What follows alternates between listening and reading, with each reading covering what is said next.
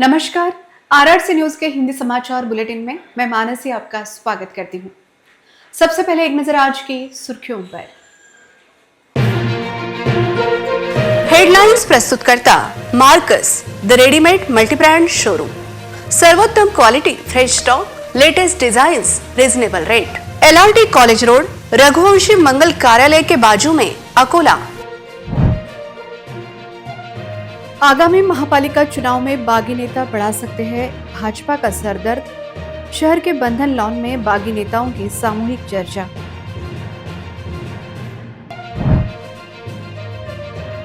भाजपा के पास सबसे ज्यादा टिकट मांगने वालों की भीड़। उम्मीदवारी देने के लिए भाजपा आजमा रही नया फार्मूला।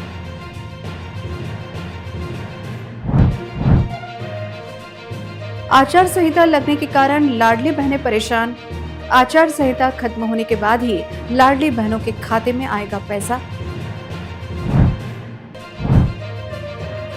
पिछले 15 वर्षों से नागरिकों की पुल और रास्ते की मांग। एक सांसद व 2 विधायक होने के बाद भी नहीं सुलझ रही समस्या।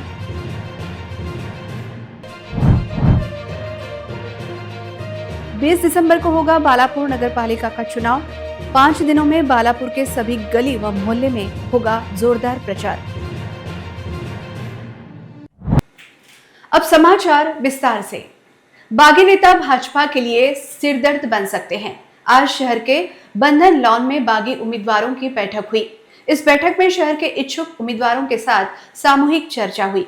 इस नए गठबंधन के चलते भाजपा में टिकट न पाने वालों को एक नया मौका मिलेगा। महापालिका चुनाव में भाजपा के सबसे अधिक उम्मीदवार हैं। भाजपा का दावा है कि 80 सीटों के लिए 1200 आवेदन प्राप्त हुए हैं। स्थानीय चुनाव में जितने अधिक उम्मीदवार होंगे, राजनीतिक दलों के लिए उतनी ही अधिक परेशानी होगी। विधानसभा चुनाव में भाजपा का गढ़ माने जाने वाले अकोला पश्चिम में भाजपा के भीतर हुए विद्रोह के कारण उसकी स्थिति कमजोर हो गई थी। इसलिए अकोला के भाजपा नेताओं ने बागी नेताओं को पार्टी से निष्कासित कर दिया था। भाजपा के बागी नेताओं के हरीश आलिम चंदानी के महानगर लोक कल्याण या मित्र समाज आघाड़ी की ओर झुकाव के संकेत मिल रहे हैं। इस मुद्दे पर आज बंधन लॉन में समान विचारधारा वाले नेताओं की बैठक हो रही है। भाजपा के वरिष्ठ नेता इस लॉन में हो रही गतिविधियों पर नजर रखेंगे। अगर महापालिका चुनाव में इस तरह के गठबंधन से वोट बंटते हैं तो यह संकेत है कि भाजपा को सबसे ज्यादा नुकसान होगा। भाजपा नेताओं ने बागी नेताओं से यह पूछकर उन्हें संभालने की कोशिश शुरू कर दी है कि क्या टिकट न मिलने पर वे भी बगावत करेंगे। ऐसे में अगर हरीश आलिम चंदानी का गठबंधन भाजपा के प्रभाव वाली 50 सीटों पर उल्लेखनीय वोट लेकर वोटों का अंतर पैदा कर देते हैं तो अकोला में राजनीतिक स्तर पर एक अलग तस्वीर सामने आने की संभावना पर चर्चा हो रही है। स्वर्गीय विनय कुमार पाराशर के कदमों पर चलते हुए हरीश आलिम चंदानी ने अपनी नई राजनीतिक इनिंग शुरू कर सकते हैं। वहीं दूसरी ओर आज भाजपा के एक वरिष्ठ नेता द्वारा बागियों को रोकने के लिए आज मंगलवार की रात वर्धमान भवन में कार्यकर्ताओं का स्नेह मिलन भोज आयोजित करने की विश्वसनीय जानकारी भी मिल रही है। अकोला महापालिका चुनाव की घोषणा होते ही शहर की राजनीति गर्मा गई है। इच्छुक उम्मीदवार, नेता और कार्यकर्ता सभाओं, बैठकों और मतदाताओं को लुभाने में व्यस्त हो गए हैं। सभी का बस चुनकर आना यही एक लक्ष्य दिखाई दे रहा है। इसलिए कई इच्छुक उम्मीदवार सुरक्षित राजनीतिक पार्टी में प्रवेश लेकर चुनकर आने का सपना देख रहे हैं। अकोला महापालिका चुनाव के लिए भारतीय जनता पार्टी, कांग्रेस, शिवसेना, वंचित बहुजन आघाड़ी, राष्ट्रवादी कांग्रेस आदि मुख्य दलों के अलावा अन्य राजनीतिक दलों में इन दिनों उम्मीदवारों के साक्षात्कार चल रहे हैं। सबसे ज्यादा भीड़ भारतीय जनता पार्टी में दिखाई दे रही है। एक जगह के लिए 10 से अधिक उम्मीदवारों ने आवेदन दिए हैं। वहीं इस बार पश्चिम अकोला से विधायक साजिद खान पठान चुनकर आने के कारण कांग्रेस के कार्यकर्ताओं की उम्मीद भी काफी बढ़ गई है। वहीं दूसरी ओर शिवसेना तथा राष्ट्रवादी 2 खेमों में बंटने के बाद शिवसेना व राष्ट्रवादी की ताकत विभाजित हो गई है। इस चुनाव में सभी को जीत कर आना है, लेकिन उन्हें अपनी स्थिति पक्की चाहिए। इसी वजह से कई इच्छुक उम्मीदवार सुरक्षित पार्टी की तलाश में हैं। शिवसेना, राष्ट्रवादी के साथ साथ कांग्रेस तथा वंचित के कुछ उम्मीदवार भी सुविधाजनक पार्टी में शामिल होने लगे हैं। इसलिए इस साल के चुनाव में एक बड़ी राजनीतिक उठापटक की संभावना है। ऐसी चर्चा है कि अगर विपक्षी दल एक साथ चुनाव लड़ते हैं तो भारतीय जनता पार्टी के लिए मुश्किलें खड़ी हो सकती हैं। हालांकि महायुति में भाजपा की ओर टिकट के इच्छुक उम्मीदवारों की भीड़ अधिक दिखाई दे रही है और इच्छुक उम्मीदवार भाजपा में शामिल होने के लिए बेताब नजर आ रहे हैं। कुछ उम्मीदवारों को लग रहा है कि समय पर प्रवेश करने से पार्टी टिकट दे देगी। हालांकि ऐसी चर्चा है कि भाजपा इस साल एक नया फार्मूला अपनाएगी।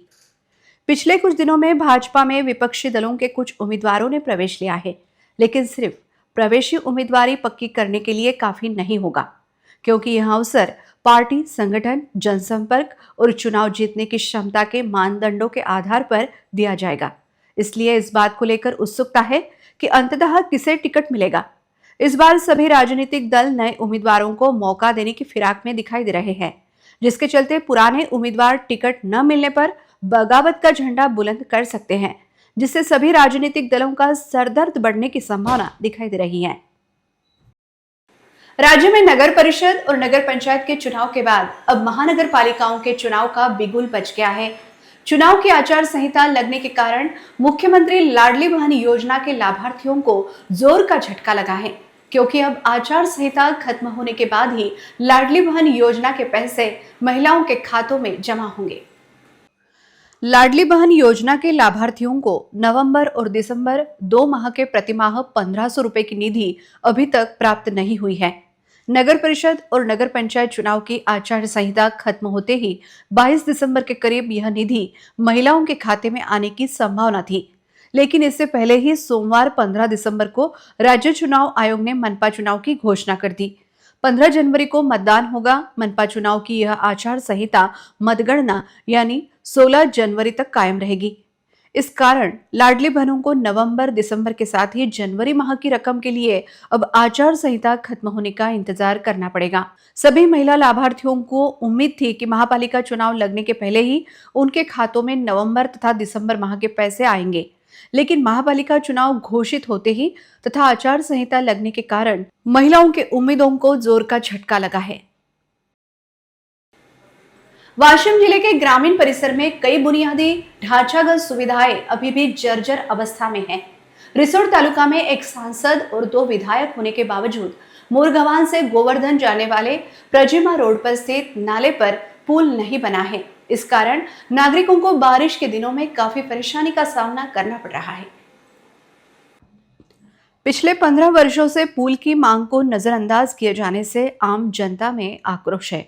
यह जिले की मुख्य सड़क है जो रिसोड तालुका में मोरगवान शेलुखड़ से मोटेगांव होते हुए गोवर्धन की ओर जाती है।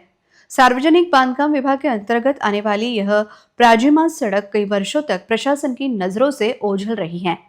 हालांकि पूर्व मंत्री स्वर्गीय सुभाषराव जनक के प्रयासों से यह सड़क जिले के नक्शे पर आ गई और उन्होंने ही इस सड़क पर काम शुरू करवाया था। इसके साथ ही उन्होंने शेलुखड़ से गांव के पास नदी पर पुल बनाने का भी वादा किया था, लेकिन दुर्भाग्यवश उनका असमय निधन हो गया और यह काम ठंडे बस्ते में पड़ गया। इसके बाद सभी जनप्रतिनिधियों ने इस सड़क को भुला दिया। पिछले 15 वर्षों से पुल की मांग को न केवल नजरअंदाज किया गया है, बल्कि सड़क का अधूरा काम आज भी उसी हालत में पड़ा है। पुल न होने के कारण मानसून के दौरान गांव के किसान तथा नागरिकों को कई समस्याओं का सामना करना पड़ रहा है। यह मांग कई वर्षों से लंबित है, इसलिए नागरिक सवाल उठा रहे हैं कि इस क्षेत्र के सांसद और 2 विधायकों में से कौन इस गंभीर समस्या के लिए आवाज उठाएगा। केवल अधिवेशन में समस्या रखने से कुछ नहीं होगा। इस सड़क के निर्माण के लिए सांसद तथा विधायकों को जी तोड़ प्रयास करना चाहिए, ऐसी अपेक्षा नागरिक व्यक्त कर रहे हैं। साहेब, आमच्या गावची फार दुर्दशा आहे। माझ्या राहण्याचं ठिकाण नाही आहे, गावामध्ये जागा नाही आहे। पंजाबराव नागराव पाटील यांच्या शेतामध्ये आम्ही राहतो, दोघंच नवरा बायको आहे। आम्हाला मूळ बाळ नाही आहे। पावसाळ्यामध्ये 2-4 महिन्यामध्ये एवढी त्रास येतो साहेब की आम्हाला नदीकाठच्या पलीकडे जाण्याकरता एवढा त्रास आहे, भरपूर त्रास आहे। पावसाळ्यामध्ये 2-2 महिने नदीच्या पलीकडे आम्हाला जाता येत नाही साहेब।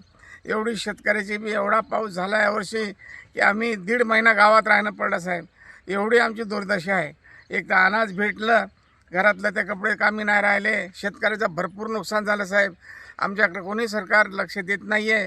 आमदार खासदारांना सर्व केले, सगळे बोलणे केले नसते, मात्र हा पूल काही होत नाही. हा पूल होणं फार गरजेचं आहे साहेब. अदालती मामलों के कारण स्थगित हुई बालापुर नगर पालिका के अध्यक्ष तथा नगर सेवक पदों के लिए 20 दिसंबर को मतदान होगा। चुनाव प्रचार का दूसरा चरण अगले 5 दिनों में यहां आयोजित किया जाएगा। नए चुनाव प्रचार में एक बार फिर से जोरदार प्रचार होने के संकेत दिखाई दे रहे हैं। अकोला जिले के बालापुर नगर पालिका का चुनाव बालापुर नगर पालिका के नगर अध्यक्ष पद के संबंध में अदालत में अपील दायर की गई थी। चुनाव आयोग के आदेश अनुसार बालापुर के नगर अध्यक्ष पद सहित सभी नगर सेवक पदों का चुनाव स्थगित कर दिया गया था। संशोधित कार्यक्रम के अनुसार बालापुर में अब मतदान 20 दिसंबर को होगा। बालापुर में किसी भी उम्मीदवार ने अपना नाम वापस नहीं लिया है। चुनाव स्थगित होने से उम्मीदवारों को प्रचार के लिए काफी समय मिल गया है। हालांकि खर्च की सीमा के कारण प्रचार धीमा पड़ गया था। उम्मीदवार सभाओं पर ध्यान केंद्रित कर रहे हैं।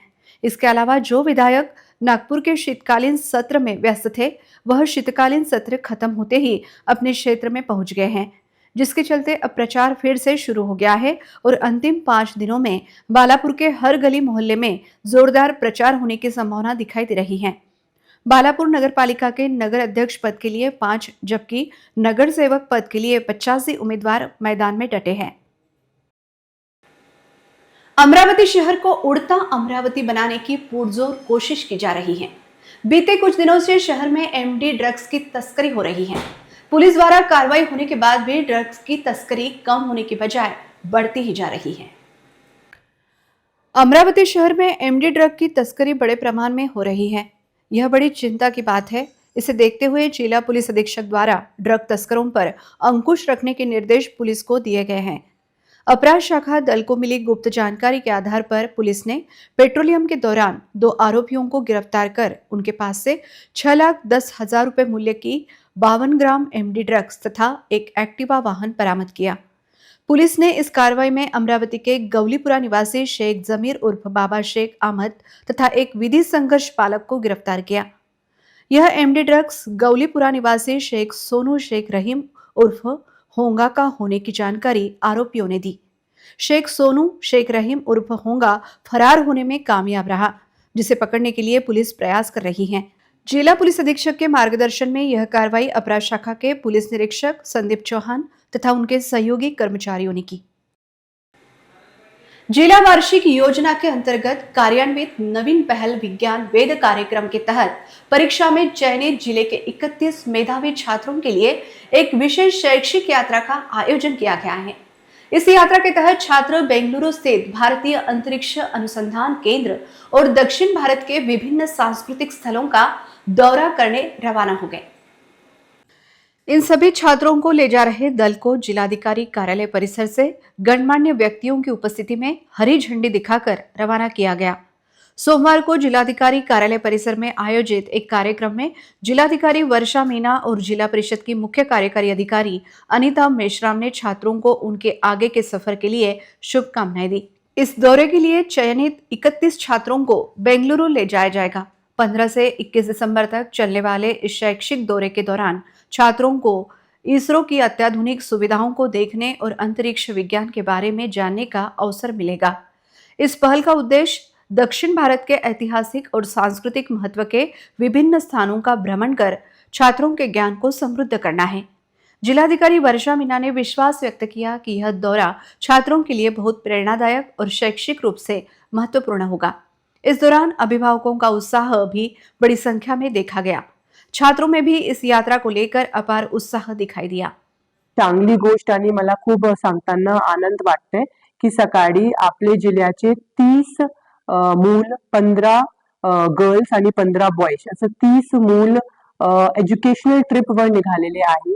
ते आता इस्रो जाणार आहे, बँगलोर मध्ये जाणार आहे, श्रीहरिकोटा जाणार आहे, अशी त्यांच्या 6 दिवसाची इटिनरी आहे आणि याच्यात त्यांना फर्स्ट टाइम संधी विमानामध्ये बसण्याची होणार आहे। आम्ही त्यांच्यासाठी एकदम फर्स्ट क्लास चांगला नियोजन केलेलं आहे, चांगले स्टेचं नियोजन केलेलं आहे, जेवणचं नियोजन केलेलं आहे। त्यांच्या सोबत 5 चांगले शिक्षक ज्यांनी आपले करिअर मध्ये चांगला रिझल्ट आपल्याला दिलाय त्यांना पण आम्ही पाठ।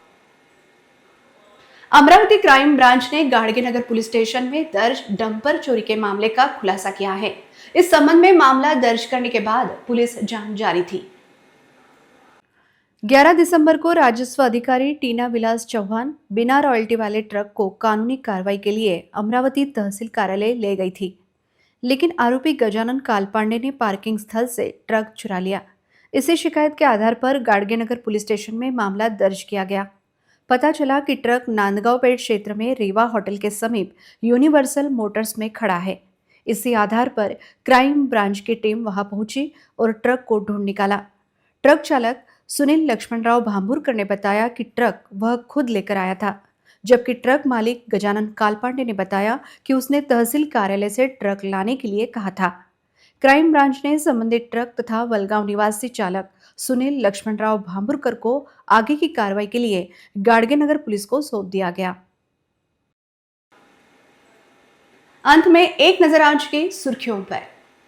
समाचार के लिए देखते रहिए आरआरसी न्यूज। जिन दर्शकों ने अभी तक आरआरसी का यूट्यूब चैनल सब्सक्राइब नहीं किया है, उन्होंने वह सब्सक्राइब करना चाहिए।